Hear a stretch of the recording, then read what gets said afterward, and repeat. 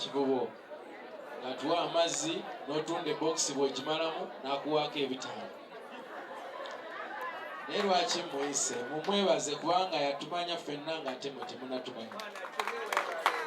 Si nze nzekka, n'abaana abasambi b'omupiira bali ku Uganda Cranes bangi nga Bantambi n'abalala bangi nnyo nga basita naye ng'ate muneetemanyi nti twatandikira eyo. Naye ng'omwami ono yatukuza. Nzijukira olunaku lumu mukyala we agenda n'ampa amazzi naye nga nyinamu ebizibu. Nalinamu ebizibu nga waliwo omuyaaye baali banzigyeko ssente zo. Manyi mu ghetto byabanga bwe biti, oli akusanga nagagodoogo mpa ssente zange. Kati bw'oba omusinza amaanyi n'ozitwala, bw'aba gakusinza n'azitwala. Bintu ebyo byabangawo mu biseera by'okulya lanchi, sapa nga omuntu enjala emuluma aba mulala nnyo, kati ng'asobola okuggyako buli kimu ne bw'oba kyaliwo. So kati waliwo omuyayi gwe baali banzibyeko ssente ze naye nga ŋŋambye gwe bw'otampa ssente zange bayenkya ojja kakasa. N'ebya street mbimanyi naye asobola n'okweyisaamu agambe bw'obusungu buba bungi. Akati maama Shadia ye mukyala w'ono nako mumulaba tuuza twali wa mu America oba UK? America. Kaakati yampa ebokisi 2 bwe namala ozitunda ne ŋŋamba nzire wa maama Shadia kampitemu. Ne mpitamu ngenda nsasula ebbanja ly'omuyaaye. Naye ngenda nensasula ebbanja ly'omuyaaye, waliyo maaki yagiddako bwe yali express naki. Nzijja ngenda okuyingira mu kisaawe. Ndowooza ngenda okuyingira mu kisaawe nga maama Shadia yandoopye eddaawo ne bankaba beppa ne bansibira mu kiyosiki. Bampa ekibonerezo namala mu kiyosiki olunaku lulamba. Kyokka kiyosiki eri ku kkubo, buli ayingira nakivuba agiraba. Kyokka buli muntu amanyi ng'ate yakoze ekimubbi. Yakoze ekimubbi olunaku lulamba okuva olusadda mu kubba. So Mukama kumukisa Chuni ne famire yo ne bakyali bonna abe Nakivubo. Sajja ne batumanyi tutobye Nakivubo, Nakivubo Bulu, Owino, paaka empya, paaka enkadde, sawuli yaako, bless you man. Kisenyi, Banla, Ibengo, kyaka neyanze nnyo Mukama akumukisa. Tusiima tubeerayo. So kakati awo mbadde njagala balaga omuntu gy'ava kubanga nze ani Kenzo ayimirira wano nenjogerako nammwe nga munjagala munsabira munkulaakulanyiza okuva we natandika mpaka wano. Bantu nga Mwami Chuni n'abalala be batulaba nga temwe temunatumanya. Eyo n'emboozi njogera nga nyinnenkananga wano bwe nti nze natandika okutoba nga ndi muto kuba maama wange yafa ate gwe nali mbeera naye nga ne taata wange simanyi gyali. Bwe yafa ne tutandika okutoba munnange. Nayingira street ndowooza nyina emyaka nga 5 tandika okwetobera. So musajja we batuyamba nnyo nga nveewa emmenge eyo nenzikirira ate nenyina nentoba. Naye emboozi kanjimale Mukama mulungi nti tuli wano naki katusooke tuveeyo kambaze kati ku Eddy Kenzo. Nze nga Eddy Kenzo ensonga lwaki njagala okwogera mu kiti ekya Eddy Kenzo essaawa eno njagala okurecognizinga mentor waffe Kato. Very big inspiration to me kubanga abadde versatile. Ng'akuyimbira, n'akuzannyira, n'akola buli kimu. Abadde versatile nnyo ate nze ebyo mbyegomba nnyo era abagoberera music wange. Nze simba style emu. Buli ekijja nkiyimba lwa nsonga saagala kubeera predictable ate kinkoledde kuba abantu bakyagala. So naye ng'ate Mwami Kato betulabirako. Mwami Kato gw'olaba bannayuganda waliwo we natuuka nga njagala crossing international. Nenyimbamuko ku nnyimba nga sikyangu okuzitegeera naye nga nze nyina wentunudde. Bantu gabaga ne Kenzo ennaku zinayimba biki naye nga nze nyina focus. Mwami Kato n'aŋŋamba mpulira amawulire gakkuba mu by'oyimba tibiri ennaku zino naye nze manyi ky'oliko genda mu maaso. Era ensonga lwaki tulina BETs, Grammy na biki, Grammy nominations and whatever because yankubiranga essimu n'ampa courage. Mukama amuwe ekiwummulo eky'emirembe. N'okubeebaza mwe abawagizi baffe okuba nti nno munjagadde ne mumbeererawo okulaba nti munkuziza nange nkuze. Ekindeeta wano Uncle Abe mukwano gwa Mukulu Kato. Mukulu Kato tubadde tulina ekintu kye tufaanaganya oba kye tulwanirira copyright law. Nze bwe nafuuka international ne ngenda mu mawanga ago ne ntandika okutambula namanya lwaki omuyimbi w'e Uganda mwavu. abakulu abatutwala ba politician batuleetedde ebirungi bingi naye baleese n'ebizibu bingi nnyo. Lwa nsonga bo bwe bamanya nti ffe okusoma kwatulema ne beekolamu ka unity ebyaffe byonna ne babirya ne batulekerawo ka percentage katono nnyo kakuliira ku stage kokka. Omuntu alwala, omuntu akaddiwa. Bw'okaddiwa toyinza kuddamu kuyimba, bw'olwala toyinza kuyimba. Kakwe ntumaliriza nga ate we tulina okuliira wonna bo be baliirayo batya. Copyright ro baagana ogiteekamu enforcement yayita naye nga ne batateekamu enforcement, ate ne baagana okuteekamu digital buli kaseera nga babyebakira. Copyright ro ebedde mu kolido okumala emyaka n'emyaka. Mukama ali mu kutusaasira nti nawulidde nga omukulembeze akyogeddeko era yeebale katusuubire ku luno biri serious. Ofuna naye mwami Kato abadde alwanirira copyright era wiiki 2 eziwedde ndowooza twali naye ku federation n'akwata microphone n'atusomesa bwe batubbira ne batuyiza okuvuunuka embeera eyo. Mwami Kato ng'akutte akazidala atubuulira. Kinnuma nnyo okuba nti eno fight yagenze tennaggwa. Era kyova olanze buli kaseera wano nzija bwe mba ntudde wali abantu baba boogera naye nze mba ndowooza ebintu bingi nnyo. Lwa nsonga abayimbi bammwe baavu naye ng'abalya ssente be bakulu mu maofiisi ago. Ffe baatulekera kavenyu kamu kokka kakulinnya ku stage oli ezo wetukogga. Abantu ng'Abudumulaasi, Bamwami Ssebatta n'abalala bangi nnyo mukwano gwange mbawulira nga babagoba mu mayumba. Abantu abo batambulira ku zibooda. Mwami Kato olwaliro yandibadde talwana na mbeera yonna. Ennyimba ze eza Diamond Production ze yakuproducinga n'ennyimba ze yayimba n'emizannyo gy'azannye yandibadde mugaggafu ge nga wano tuliko ekazi nga 10 mu matiribona, naye olw'abantu abambala amasuuti ne bayingira ofiisi buli lunaku ensonga afaanana bw'ati. Ebyo nno nze kasita nabitegeera nti bwe batyo batukoze ne ngamba kansooke nnindeko byonna bye mbadde nkola nzije nwanirire copyright kuba nze Mukama nnyambye n'embuuka nenfuna ku bwongo obukitegeerako. Era ne neekolamu omulimu n'emikwano gyange twatandise okwegatta tulabe nga tusobola okukola group twogeze eddoboozi limu tusobole okuyingira office ku office nga tubabuuza nti lwaki ebyaffe mwe mubirya nga teffe bannannyini. Okumanya abantu bano batubba kambabulire akantu kamu. Telekoz obwo obuyimba bwe mukuba essimu ne mubuwulira obwo. Gavumenti etwala 50%, Telecom etwala 35%, waliwo gwe bateekawo middleman atwala 13% bamuyita aggregator. Omuyimbi nannyini luyimba nannyini buli kintu bamuwaako 1%. Ate ne 1% nayo tetugifuna. Naye nga bakola billion and billions of money. Mwami Kato yandibadde mugagga nnyo naye bakama baffe abambala amasuuti ababugumyeko emitwe be balya.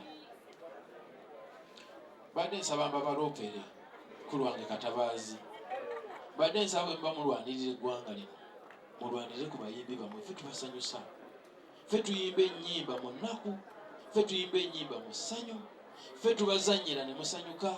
Ffe ababakolera embeera yonna ebajjako ekifu ku maaso obulamu ne butambula. Tubadde tusaba mutulwanirire bambi temutuleka mu fight eno. Era akantu alendekana akakisa okuloopera abo ababadde balya ku disorganization yaffe nga batutamiga ekigambo disorganized. Abo abayimbi bali disorganized bo bwe balya bali disorganized bwe balya. Bwe twavuddeyo twegatte nti katukole ka federation katuwaogerere nga tulina eddoboozi limu. Buli lunaku bakeera kukikuba bakitaddemu ssente bawa bannamawulire bawa bayimbi bannaffe abeetaagayo akantu batulwanyisa okulaba nga tusigala tuli baavu. Lwaki batuweekubisa? Basobole okusigala nga bakyalya. Mwami Katabazi bino byenjogera obimanyi. Sirimba byenjogera bituufu. Tusaba mutulwanirire omuntu agenda okugenda ku stage ng'agenze yanyirira nga ne abantu bamulaba nti kituufu yeetaaga ajja abasanyuse. Toyina nsonga lwaki oyingira studio recording buli kaseera naye nga mulala yagenda okulya. Si bwe kiri? Mwami Segama mbadde nsaba nammwe basiniya baffe mutuyambe twegatte mutulwanirire tusobole okulanga ebyaffe tubifuna. Abasajja omulimu gwaffe bagulidde bagumazeewo. kwe kufanga abantu baavu. Olwaleero omwami Sebatta ennyimba ze n'olwaleero zikyavuga. Laba Maddox bw'afaanana. Omwami Sam Gombi olwaleero yandibadde ajja wano nga mu butuufu naye waliwo n'abatamutegedde nti yazze. Omusajja ow'amaanyi oba nfuna. So mbadde nteesa nze saagala kudda nnyo mu politics kuba nze siri politician, naye ngezaako okutuusa ensonga zaffe ezitulema. Nkuloopera mukama wange, nkuloopera era kubanga nkuwulidde ng'okoonako copyright wano kyo olaba njagadde nkakoonemu. Nze siri politician, nze ndi musician, naye siina ngeri gye siyinza kufuna byange kubanga biri mu ofiisi z'abapolitician. Nfuna bulungi. So mbadde nsa mutukkirize twegatte tukole ekibiina we tusobola owandiikira ebbaluwa eyogera eddoboozi limu tubanje ebyaffe. Bannanga wabi tuyanziza. Kati mbadde nsaba mpita abayimbi mikwano gyange abasobola okutuukako wano mangu mangu. Mujje twebaza abantu bano abatubeererawo. Labyeko Mwami Stabwa, Madame Stabwa Natolo, Korastana Medical, ono omukyala mukubireko mu ngalo kubanga yabeereddewo mubaka. Mukulu Dokita T, nyamba nkusumbweko wadde gwe mutegesi. Jangu. Abamu bali mangi bane bwe mutulaba nga tubagabula lwaki mbayita bano. Tinaffe olwaleero mutukkirize tuleme kubeera ba superstar. Bwe mba nfunye engeri gye nnyinza okubanga nange ndi eri manju nfumbo obanga mbagabula ekyokunywa, mukikkirize olwaleero tubagabuleko kubanga nammwe mutubeereddewo. Era nsaba Mukama abaddizeewo ku lwekyo. Nyina abakulu bange bano, omukyalo ono bamuyita Bisirikirwa.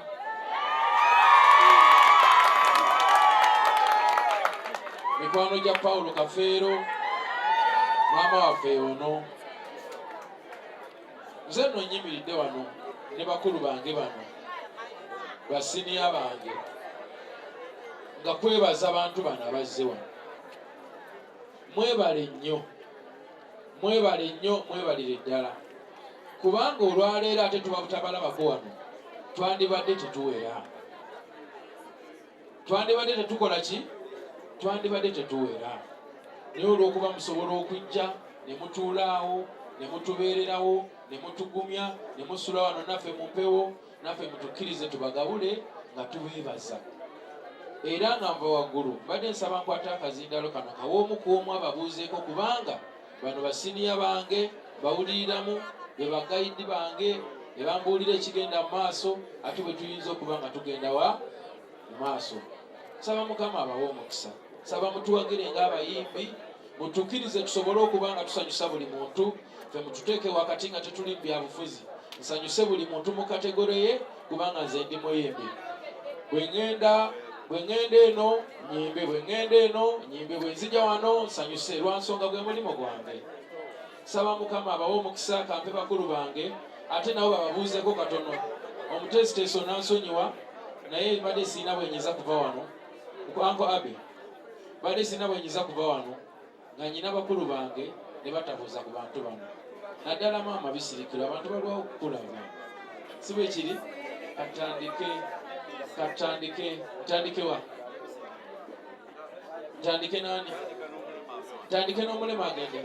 Kale banemukubireko omulema mu ngalo. Banange mwebale nnyo, mwebalire ddala okujja ku mbaga ya Kato Lubwama esembayo. Tetuliddayo kubeera na Kato era bwe budde bwe tumaze naye. Nziramu beebaza mwebale nnyo, mwebalire ddala. Naffe bwe butyo buliba naffe nga tutemye. Ensi tuli baki? Tukola ki? Tuyita mbuyisi. Mukama bw'alyagala nga tugenda. Naye mwebale nnyo, mwebalire ddala kutulaga omukwano bwe gutyo. Mwebale.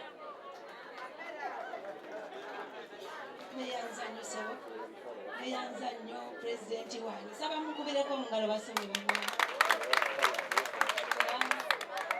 Mwebale kujja bangi ennaku zonna mubaddewo kuba nze mbaddewo ennaku zonna buli lwenzija nga weemuli. mwebale tubeerawo basewo ne banyabo.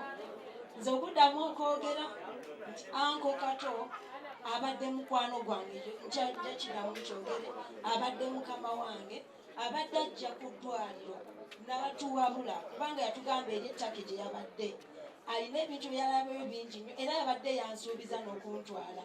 Yangamba sikwangenda kutwala ofune kino na kino, era mbadde manyi nti tujja genda singa Mukama abadde amukuumye nga mulamu. Nsaba mumukubireko mu ngalo omusajja oyo. Ye muntu alaba ekintu n'akuwagira kigende mu maaso. Omanyi abantu abatumanyi olumu batuzaala wa? Ofuba nnyo nnyo mukkiriza omuntu ng'akumanyi. Naye Uncle Kato abadde alaba ekintu mangu. Kati nze yandabamu talenti. Nga nakatandika okuyimba asooka n'angoba. Yangoba mu Diamond Production n'angoba. Kuba nali nfaanana bubi nga bw'omanyi embeera bwe yali. Naye bwe nayimba n'awulira tujanjawaze bajja kakasa oli wa mukisa. Yaddamu n'aŋŋamba ng'oli muyimbi, ng'olina talenti, era mwalabye ne kavidiyo yabadde agamba okuddamu oluyimba lwange. Mbuye asobola okuddamu dduyiro, mbwe ennyimba zange azisobola. So ye muntu akusiima oba n'akubulira ensobi nga tapretendinga. Nsaba mumukubireko mu ngalo. Era nsaba Mukama omusajja oyo amusonyiwe ebintu byonna byonna ebimusobyeko, amuwe ejjana, ffe tugiyita jjana. Bwe nziramu ku kyeddwaliro abantu ba wano muliraanye wali ku Sana Medical Center, tugema buli Lwakuna. Okugema kwa bwerere bakyala muleta abaana babageme. Mese endwadde weziri COVID byonna mubimanyi, mujje mwegemese bannange. Obujjanjabi bwonna weebuli 24 hour Sana Medical Center, tuli Kitebe wali ku Sita. Twakoze kye tusobola kulwa Uncle Kato kuba abadde mukwano gwaffe. Ekyo buli omu akimanyi, Honorable akimanyi, Papa Misaki be basooseewo. Bye twakoze byonna okusooka tewali ssente ze twasabye kubanga mukwano gwaffe, era tusaba Mukama tusonyiire byonna byonna ebimusobyeko. N'ekirala nsaba abakulu abali wano bambi mwanukule omulanga gwaffe Pulezidenti waffe Kenzo gw'ayogedde. Naffe tufune mu kuyimba kwaffe bannange basewo ne banyabo. N'ekirala twegatte, nziramu okwebaza abakulu bonna mwenna abategese omulimu guno. Mwebale nnyo, mwebalire ddala abawagizi baffe. Nsaba tubeere mu kintu kino mpaka bwe tunaakimaliriza wiiki nnamba n'eyanzanyo n'eyanzeeko. Abakungubazi banyabo ne bassebo buli omu mu kiti kye. Tusanyuse nnyo okubalaba bannange, nze sirina na bigambo naye mbeebaza okutudduukirira ng'olutatadde buli lwe muwulira enduulu yaffe ne mujja bannange. Amaanyi gaffe gali mu mmwe, mutwagala mutulabirira paka ku nkomerero. Mwebale nnyo, mwebalire ddala. Nze Kato ebigambo sirowooza nti mbiina n'obbiina. Abadde muntu wa kisa omulungi, akuyamba nga tayise na kamera nti bisirikiro nenamuwakiro yakawunga, n'akuyita n'akulabirira mu kimpowooze nga tabuuliddeeko na muntu nti ono ŋŋenda muyamba nti ono mukoze bwe nti nakubira ye gwe nga sikulaba tolwalireyo jangu ogenda onywa eddagala ng'alinga ganti oba olina kyomugambye ekikuluma. Kale banne Kata abadde wa kisa, naye mwebale nnyo okutudduukirira ng'olutatadde tweyanza nnyo tweyanzidde. Nange mbebaza manye nze Dr. T. Nebaza mwenna abakungubazi bannange, nze mbadde wano kuba twatandika. Kyenjagala okusooka okubebazaako mwenna, mwebala okukuuma emirembe, mwebala okubanga muli bakkakkamu, tetunnafunawo buvuyo bwonna buli awo, mwebala okukuuma emirembe. Tweyongerayo mu maaso, bw'oba oyagala kakyayi ng'owanika omukono, oyagala ekyokulya mpola mpola. Nze ndi kulya mmere tulina ajaluna gyali emmanju eyo, Haji Muhammadi, nsereko Honorable gyali, banaye tugenda balabirira bulungi olwa muganda waffe Kato. Mwebala okumubaga wamu naffe. Ssebo Pulezidenti tweyanziza. Mwebala okuyimbira. Kayemba n'atabuulirirwa yasabala gatumba ebigambo yabikwasa muzingonyo okakana yagwa mugagonyo ensonga zaali zattiisa. Puliriza ssebo ti abantu abo mbalumamu nga basi baagala nnyo bamu nga bakawo omwana oyo Oh, your propaganda. Kajuice kalonje mutaka kale bakamuyisa byaddala nanchayira werero wanoyo wanje bibawo mawulira banabi umama bibawo ebyo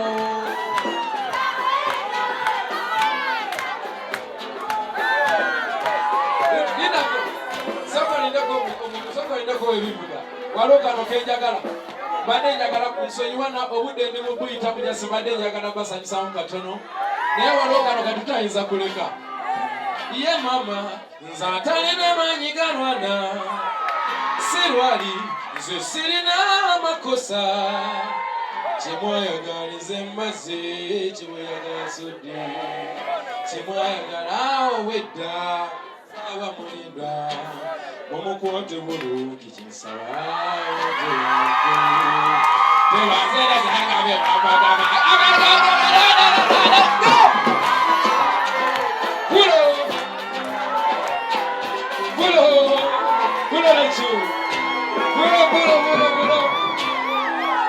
muzikirize malize nga nebaza nnyo Uncle Abe n'omwami Nsereko Baruna Rebecca Jingo mwenna abakuttemu Hilda Mani Segawa mkulu wange na buli muntu yenna bambi mwebale kubeererawo mukwano gwammwe gwe mukuze naye gwe mumanyiri ddala ne mutamusuulira ne kwene essaawa embanyuma ne muyimirira naye. We respect you, tubaagala nnyo bade saba tubakubiremu obugalo bwa sekendi. God bless you guys, one love. Twesange ku National Theatre mbayita mu butongole yatusaba tumuyimbire era kyokola basagadde kuyimba badde bakyamusamu katono. Ku Monday tugenda kuyimba ffenna nga tukulembeddwa federation n'abayimbi bonna abagiri emabega. Olwo olunaku yalutusaba lwa kusanyusa ki tubasaba temwerabira olwo lwa celebration temuli kukaaba temuli kunyiiga mwesibe bwesibe bisense tu celebrating obulamu bwe Mukama bwamutuwaddeko si bwe kiri. Bayita mu butongole twesangeyo ku Monday ku National Theatre. Nsaba Mukama abawe omukisa.